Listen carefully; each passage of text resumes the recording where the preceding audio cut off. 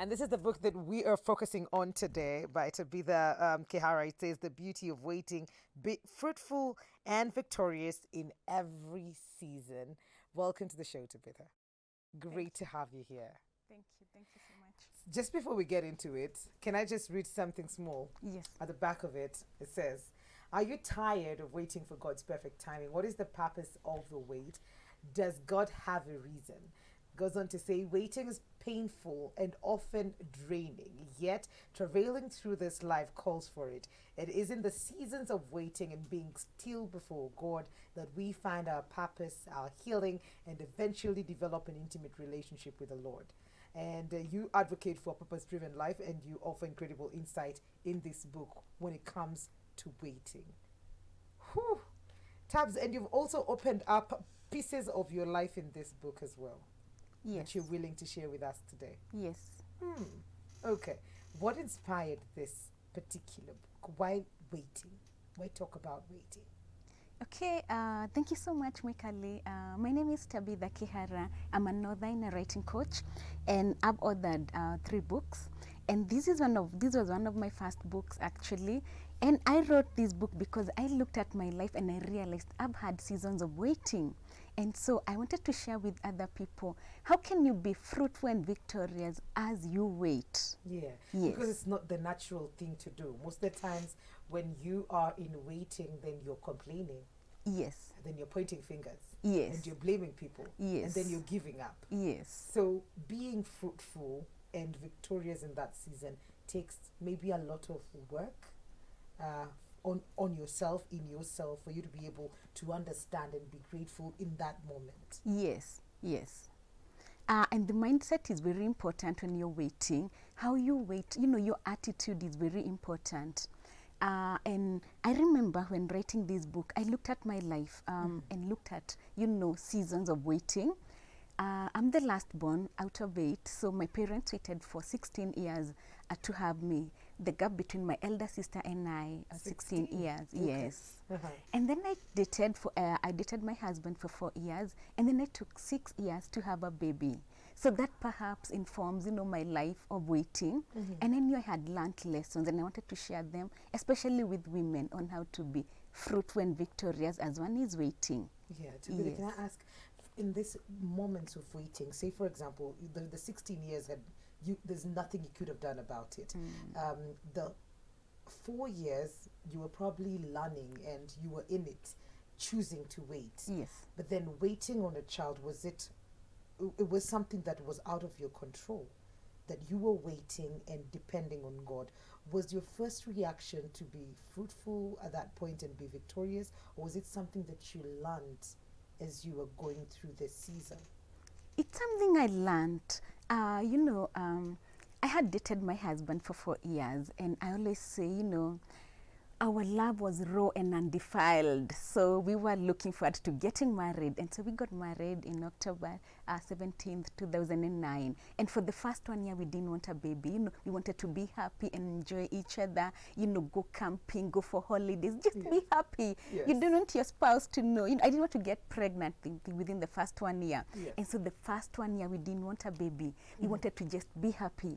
So we went to the doctor and we said, we want to, to just avoid getting pregnant. And so the second year we began now looking for a baby. And we were not worried. We were thinking the baby will eventually come. Second year, no baby. Third year, no baby. And then we realized, no, there must be a problem here. That's when we began thinking, okay. So that's where now the waiting actually began. We began panicking, And so the third year, no baby. And this time now we are seeing our gyna and he's conducting so many tests. Yes. So every time you go to the gyna, there are so many tests happening, and it's an expensive, they're expensive tests, and then you're taking supplements. So it's emotionally draining and financially draining. So you're waiting, and every month your periods are coming. It's like clockwork, and every month you're thinking, I hope this month we don't get them. Not the month. Yes, we are hoping so, and it's not happening. So we wait at the third year, same thing. The fourth year now we get pregnant, and we are so excited, and we go to see our gyna, and he says, oh, at least we have it now. And we wait. And then after 6 weeks, what happens? I begin having, cramping. I'm cramping. And we go to see the gyna and we do the scans and he says, oh, looks like we are losing this pregnancy. And so you can imagine you've been waiting for 4 years and you lose the pregnancy. Yeah. Yes, so you're devastated, you're sad, and you're wondering what do you do. At that point now, I begin journaling. And I'm thinking, oh God, what's happening? Because what happens with journaling, you deal with your emotions. You begin to reflect. You begin to, you're bleeding on paper. There are things you will not even be able to tell anybody. So you begin to write them. You're having conversations with God. And I remember I would be asking God, what is happening? And I would be feeling like, you even give babies to women who do not want them. And I have waited, I have waited and waited well. So, so for me, journaling was what happened for me. Yeah. Journaling helped me find healing. It is therapy. When you begin to write, when you begin to bleed on paper, you begin to reflect and you begin to debunk your fears. And I would ask myself, Tabitha, why are you so worried? Then I would, of course, know. It's because I've been waiting for these years. The society, everybody else is expecting you get married and you get babies. Yes. And then I would tell myself, it would have been worse, Yeah. So you begin to also find gratitude. As you're debunking your fears, then you begin to think, it would have been worse. Even being alive is better. There's so much to be grateful for. Yeah. So for me, journaling and writing is what helped me. So that was the 4th year. So 5th year now, we get pregnant again. And this time now, we are happy and not happy because we are panicking. Yes. And we go 6 weeks, we pass the 6 weeks, 8 weeks, 10 weeks. Then we begin now spotting at 10 weeks now. And the doctor says you need to be on bed rest. And I'm now on that bed rest for 3 weeks. And at that point now, I'm journaling the more and I'm reading. And that is when I began to realize what it means to bleed on paper. You're writing your thoughts, you're debunking your fears, and the more you write, the more you journal, you begin to find healing. Yeah. You begin to, you begin to be grateful, you begin to have affirmations. And that was it. That is, then after the 12 weeks, I begin to have a lot of pain. And I can tell you, I cannot even explain how that pain was because it radiates from your back to the head. So we rush to the doctor and the doctor says, we think you're losing this pregnancy. Yes, and we have the scans and they say there's nothing we can do. And remember, now we are at 12, 13 weeks. Yes. I have connected with the baby. Yes. I had begun shopping. I had begun imagining my husband being a doting father. You can imagine how that was. Yeah. And so I go back home and I'm now writing the more. I begin writing this book to say, you know what? I'm going, I have been waiting. What can I do to be fruitful and victorious? I'm not going to live just hoping that I get the baby. What if the baby never comes? And what also helped me was, I began, even as in that season of waiting, I began to read the Bible, cover to cover, looking at women that had waited. And one of the things that I realized is other women that waited, they had something special about the babies they got. Then as I was reflecting about these women that had waited, I got to realize it's not even about me. It's actually about, there's a war in the womb for women that are waiting. I got to realize there are so many women that are losing their babies. And then I began to pray for women that are pregnant, women that have lost, women that are in that journey of conceiving, trusting God for babies. Yes. So for me, the writing helped me to actually be grateful, to begin to realize that there's a war in the womb, and to begin to pray for other women that are waiting. Yes. Wow. This is all in here. Yes, this it's was all the in birth here. Yes. Of this beautiful book, The Beauty of Waiting. Yes, yes. So you had some excerpts in there that you wanted to share with us. Are you ready? Yes. And I remember as I began to write this book, yes. I was reflecting a lot. And so I would say it would have been worse. So I began to, you can only heal by looking backwards at your life. And I began to look at my life as a child. What memories did I have with my father? Remember, I'm the last born, so I had beautiful, beautiful memories with my father. And so I began to write, like I'm going to read for you, that's page 5. Yes. Some of the things I would remember, my experiences with my father. I would say, My father would take me to the town center with him over the weekends and indulge my childhood fancies generously. My most vivid memories were lunches of chips and sausages washed down with Fanta orange. I can still taste the excitement of these experiences and feel the joy my father gave me whenever he indulged my little whims. Even better were the experiences that I felt were so grown up. He, for instance, frequented a popular butchery, Kinguku Butchery, that doubled up in roasting meat. We both loved this place for its exceptionally mouth-watering roast meat. I was fascinated by pieces of meat and ribs sizzling over red-hot coals and dripping fat into the fire. Their delicious smell traveled, beckoning passers-by and causing my dry mouth to water. My love affair with meat was anything but unfounded. My father and I were meat lovers, and whenever we visited this butchery come barbecue zone, hot roasted beef and goat ribs were served with ugali, and one would be forgiven for completely ignoring the ugali in favor of the meat. Strands of soft meat easily tore off the bones upon every bite and sat compliantly on the tongue, tantalizing every taste bud imaginable. My siblings never had the last of it. You describe it so well. Yes. I have saliva in my mouth now. I'm just like, what? Salivating over this nyama choma. We're going to take a very short commercial break, but we'll be right back with Tabitha after this break.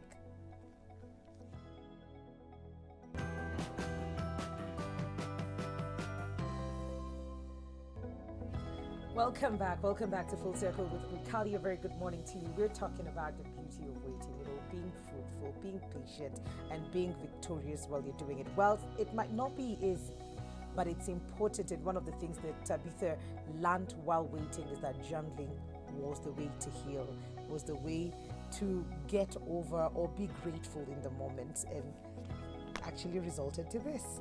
And we have an SMS here from Anna, who's in Raqqa, who says, "Hello, Full Circle. I like Tabitha's story.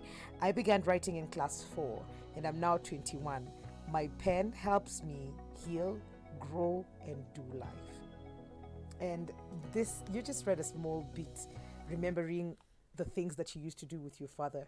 What inspired this? Where were you going back to those particular moments? Yeah, when going through pain, for you to be able to heal, you need to reflect.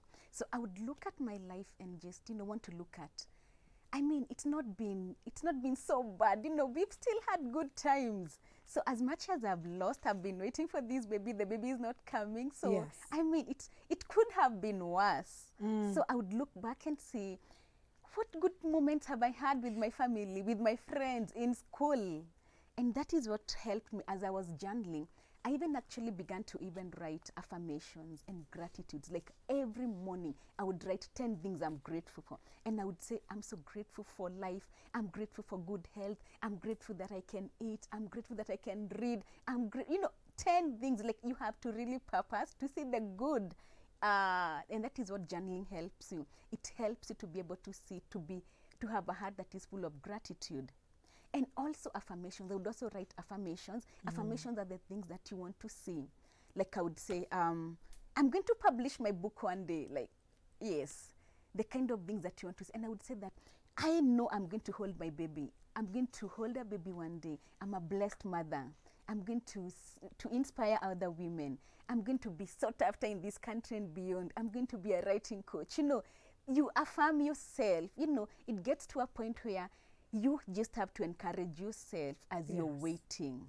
Okay. Yes. Looking at, this is chapter 5, where it says God makes all things beautiful.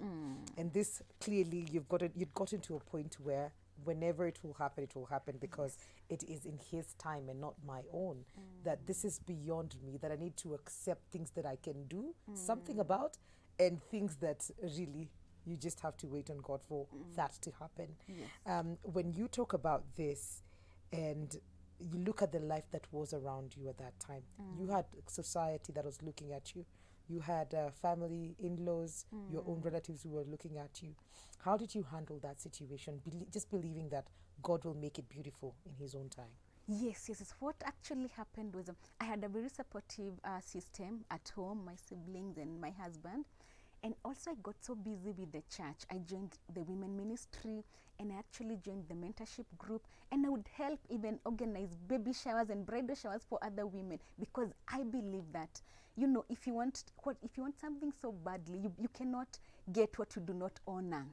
So that for me was very important. I would attend bridal showers, organize baby showers, just supporting other people. And the more you do that, the more you realize if others have been blessed, and even for me, one day I'm going to be blessed with it. So I began honoring other people, and also having a proper mindset, knowing that it's going to happen in God's own timing. Like it's out of your control. Yes. And just saying, even as I'm waiting for this baby that I really desire to have, what else can I do? So what I did is I went back to school to pursue a master's degree, and then I began writing. I began looking for journal papers, and journal papers are, you know, they're called for papers that you write for organizations, and then you go and present in conferences. So I got to travel to different countries, to Mauritius, to Uganda, Tanzania, different countries, and they were all fully funded. So I'd look for those papers because my background is IT. So I'd write about, you know, cloud computing, virtualization, you know, those kind of things, e-health, e-agriculture.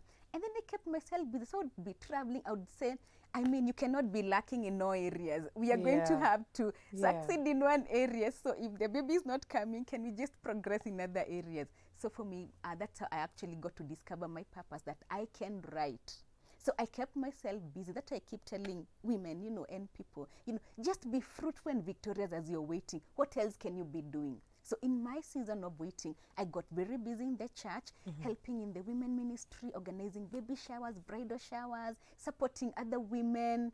And also I discovered my purpose, which is inspiring and motivating women to bleed on paper, to tell raw, authentic stories. And so I guide them, I support them to write their books so they can find healing, so they can discover their purpose. So as you wait, you have to wait well. You have to make sure you're fruitful, you're victorious. Look back and say, that was never time wasted. I look back at I look back and I can put the puzzle together. You know, I can see it was very important for me as I waited for the baby to be able to do the things that I did. I did not waste any time.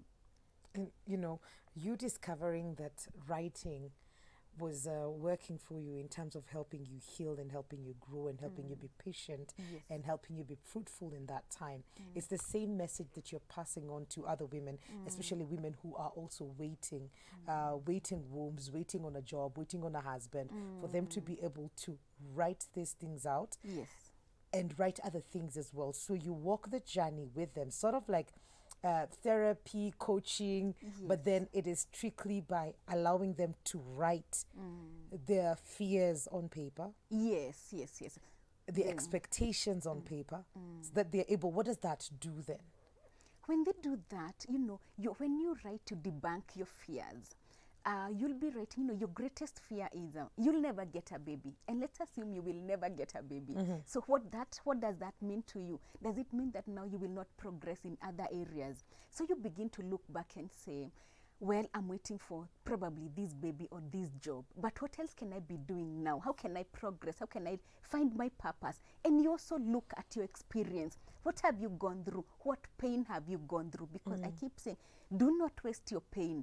Pain is so expensive. Do not waste it. So how are you going to use that pain to go to the next step, to discover your purpose? Because for you to discover your purpose, you need to look at experiences. What have you gone through? Is it the good or the bad? Because your experience makes you authentic. It's your story, and nobody can write your story as good as you. So when we write, we are able to reflect backwards. We're able to look at our stories, at our pain, at our experiences, and then use that story to discover our purpose. Yes, and to find healing, and to not to waste our pain, and to help other people. And when you write, like when I wrote this book, I found so many women reached out to me and said, I resonate with you. I have gone through it. You know, I feel you. And then you realize, you know what happens is, once you write a book, it's like climbing a hill. Then you begin to see other hills that you can conquer. Yes. So a book is such an important tool for everybody. And I see you write that in your book as well. Pain is very expensive. Do not waste it. Apart from women or adults who are in waiting that you have these sessions with, you also do this with children. Please Yes. tell us more about that. Yes, yes, yes. I love children. You know, you can imagine having waited for 6 years. I am passionate about children, and I know that children are a blessing from God. Yes. And I love helping them, one, to be able to write, to express themselves through writing, to be able to, you know, to write good compositions, to write short creative stories. So we started a writers club, a junior writers club for children, and we published our first anthology, and the children are very happy. They're excited. They are selling their books. And you can imagine being published at 6 years, 7 years. Yes. They are happy. They're excited. And for me, and you know what? I teach them to write gratitude notes. I tell them every morning you have to write 10 things you're grateful for. I teach them to write affirmations. I also teach them to blog. These are life skills. They will keep writing over and over. So I love children. I love mentoring children. I want them to write as they're growing up, to be able to know that this is a tool that they can use as they grow up. Absolutely, Tabitha. Yeah. Page 97, talking about practical ways of showing gratitude. So we've talked about gratitude a couple of times on the show, and you've mentioned it a couple of times as well. And you come up with practical ways of showing gratitude. Maybe you can just quickly take us through these ways. Yes, one of the ways I say is you have to be grateful. It's so important to be grateful. So when something happens to you, you have to realize it could have been worse. So you have to be grateful and say, you know, yes, I've had a miscarriage, but I'm still alive. I didn't die. So there's a reason why I'm still living today.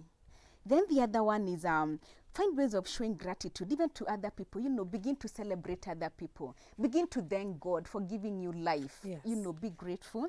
And then other things is writing thank you notes. I love to thank people to, you know, to just appreciate, you know, thank you for hosting me, you know. Just appreciating people and letting them know that they've made a difference in your life. And then the other one is just having faith and having affirmations and knowing that God's promises are going to come to pass in your life. Okay. Yes. And this, you'd expect for this list to look very mechanical and hard and everything, but it's in the little beautiful things that we do. Writing that thank you note probably doesn't even, it will not cost you a thing for you to be able to look at your life, and it might look, and I like how you say it. Let me just, because you didn't say it exactly the way it is here. You say, when anything lame, mediocre, or something annoying happens to me, I use the statement, this is good because I have learned this and this and this, because, or it could have been worse. So I like the way you put it out there, because most of the times we dwell on the things that did not happen the way we want them to happen or the way we expected them to happen. But then again, what are you picking up from that? So if you're not open or aware to seeing the good in everything, then you miss out on a very practical way of showing gratitude. Yes, yes, yes, yes. This is very, very interesting. Hii kitabu shilingi ngapi, tunaipata wapi? Yes. And probably even the other books as well. Yes, yes, yes. This book, we can find it at Nuria online. They are online and you'll be able to get it. It goes for 1,000 shillings. And then I also have writing courses. I want to inspire people to begin to journal, to write their stories, to find healing through writing, to discover their purpose. And I would want to invite them to register for the courses. Like I have a 30 days writing challenge starting 1st of October. And it's only 3,000 shillings. What happens in this challenge? You learn, you develop a writing routine. Okay. Yeah, then you will begin, you know, every day you're given a challenge, something to write about. Okay. Yeah, okay. in 500 words, write, tell us about yourself, probably. Tell us how you will discover your niche. So we teach you how to discover your niche, because many people keep telling me, I really want to write, but I don't know what to write about. So we begin to teach them, what can you write about? How can you even develop your book? And what will the book do for you? Because a book is a tool. A book will make sure you leave a legacy. You never die. When you write a book, you never die. You leave a legacy. You impact lives. It will get to homes you'll never be able to go to. So we want to encourage people to begin writing, to develop a writing routine. So we have a 30 days writing challenge that is starting 1st of October. And I want to invite as many people to register. It's going for 3,000 shillings. Yeah. So that is starting on the 1st of October. Yes. Till the end of the month. Yes. For 3,000 bob Pekeyake. Yes. How do they register? Yes, yes. They can reach out to me on 0707 32 90 32, or they can find me on Maplebrook Writers. Yeah. kindly just say the number again? Yes, yes. For anybody who's just keep it Okay, the number is 0707 32 9032. Okay. Thank you so much for coming through today, Tabitha, Yes. and for sharing this with the world and not just us, and being vulnerable. Showing us moments of your weakness and how you got around to that. We do not take it for granted. And on that note, we're going to take a very short commercial break. This is Full Circle with Makali. We'll be right back.